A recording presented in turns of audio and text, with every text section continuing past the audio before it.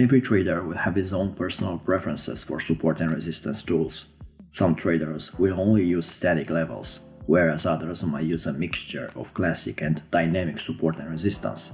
Unlike classic support and resistance areas, dynamic levels are support and resistance zones that change. Each time a new candle prints on the chart, the support and resistance level is readjusted, and the trader will use the new level for their decisions, and not the previous one. In today's video, we'll discuss the most important 10 trading indicators that will offer you dynamic zones of support and resistance. First indicator is the moving average. One of the benefits of using moving averages for finding dynamic support and resistance is their ability to be handy when the market price is going through a hidden area in your charts, away from major levels on the market. And as a Forex or a stock trader, you cannot ignore the moment when the price reaches the area of a moving average. You must understand that something is going to happen when the price reaches a moving average. It will bounce, or it will break through. The logic behind why moving averages as support and resistance work are very similar to why price moves. Let's say that most traders use 20, 50, 100 or 200 period moving averages. When more traders expect something to happen around these moving averages and they have a common goal, a move will probably happen. For example, you use the 1-hour chart and the price rises to the 50 EMA. That could be a really good dynamic support or resistance level. You'll notice that every time the price touches the 50 EMA, you'll see a bounce back down because the price uses this moving average as resistance. Of course, the price will not always perfectly bounce back from the moving average. Sometimes it will go a bit above before it starts going back in the trend direction. That's why one of the best ways to estimate the ability of moving averages as support or resistance is to watch price action around them and combine them with classic support and resistance levels. And this is valid for all indicators we'll discuss in this video. Number 2. Hourly pivot points. Pivot points plot 7 support and resistance levels intended to find intraday turning points in the market. Since many market participants track these levels, price tends to react to them. Pivot points have the advantage of being a leading indicator. They can either act as trade entry triggers themselves by using them as dynamic support or resistance, or as levels for stop losses or take profit levels. While many traders use the daily or weekly pivot points, you can also use the hourly pivots to find dynamic areas of support and resistance. The hourly pivots are calculated based on the high, low and closing prices of the previous hour, and they're excellent tools to predict dynamic support and resistance levels in the current or in the upcoming hour. Hourly pivots are a great way to identify intraday areas of support and resistance, and they work even better when combined with other kinds of technical analysis, like price action or other indicators. Third indicator is the Bollinger Bands. Graphically, Bollinger Bands are two lines that limit price dynamics from above and below. These lines act as a kind of support and resistance areas, which are located at levels far away from the current price most of the time. Bollinger Bands are drawn at distances equal to a certain number of standard deviations. Since the magnitude of the standard deviation depends on the volatility, the bands adjust their width. They increase when the market is volatile and decrease in more stable periods. Bollinger Bands identify natural extremes in an emerging trend. A dynamic resistance zone forms below the upper band, and a dynamic support forms above the lower Bollinger Band.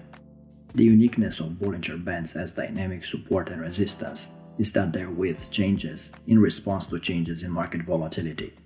The Bollinger Bands are plotted around the average, but the bandwidth is proportional to the standard deviation from the moving average for the analyzed period. When there is a lot of volatility in the market, for example during a news release, the band widens, and when the market is calm, it narrows. Number 4. Keltner Channel. Keltner Channel uses the average true range to determine the channel distance.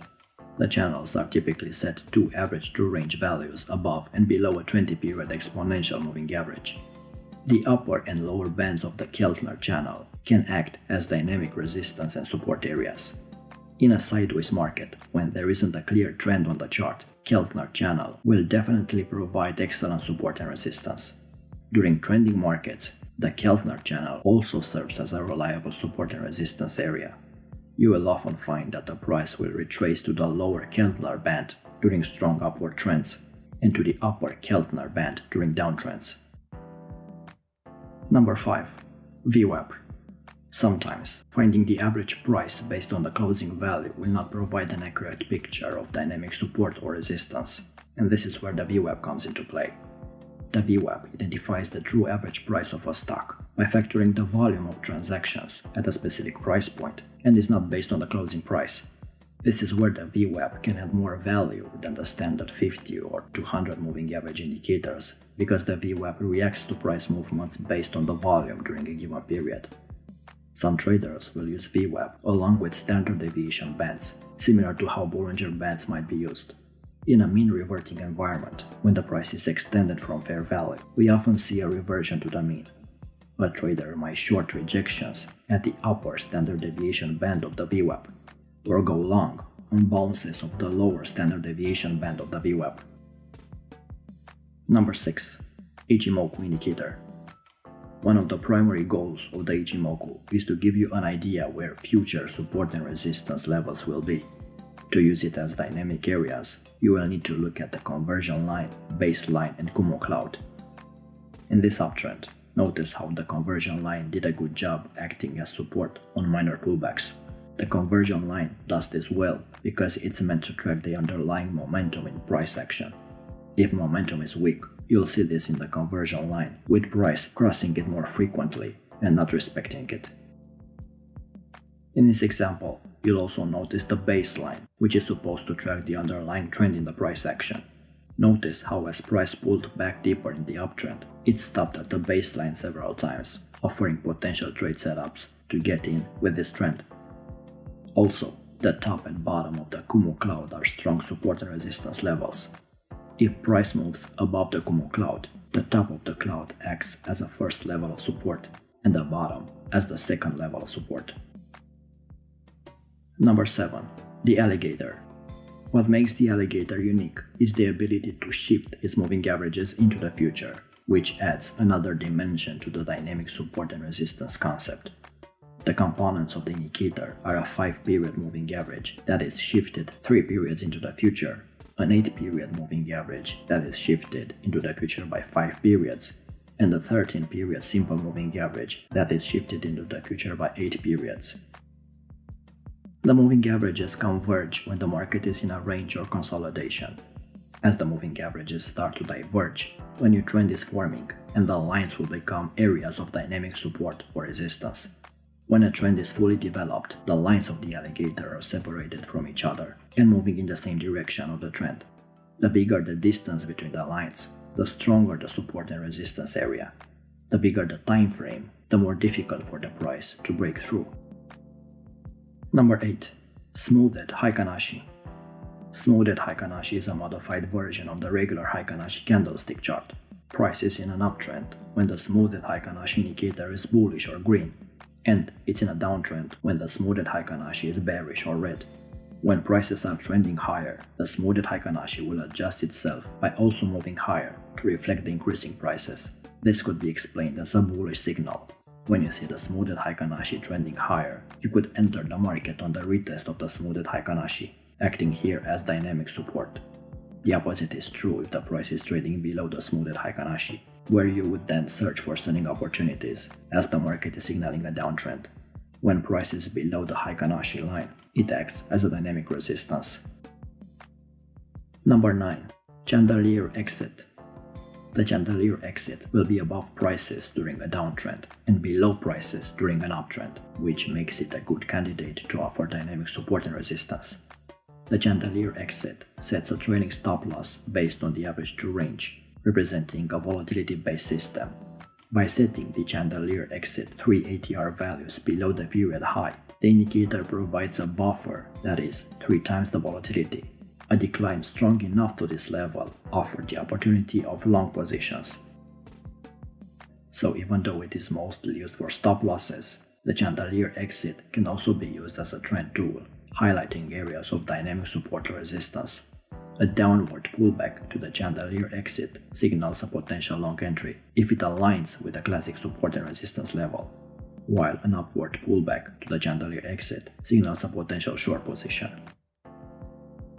Number 10. Envelopes. Envelopes indicator is another tool that draws a dynamic price channel on the chart, helping to find trade signals. It consists of two lines, which are deviations up and down from a normal moving average, taken as the basis. If the deviation size is chosen well, the price chart remains in this dynamic price channel most of the time. Trading envelope bounces is preferred when there is no clear trend on the chart and the price is moving slowly. In this case, you may trade bounces of both borders of the envelope's indicator. If there is evidence that a trend is beginning, it would be wiser only to use the trades in the direction of the trend, bounces of the lower envelope in the case of an uptrend, and bounces of the upper envelope in the case of a downtrend. If you learned something new and found value, leave us a like to show support, subscribe to our channel and hit the bell icon to stay in touch with new uploads. Until next time.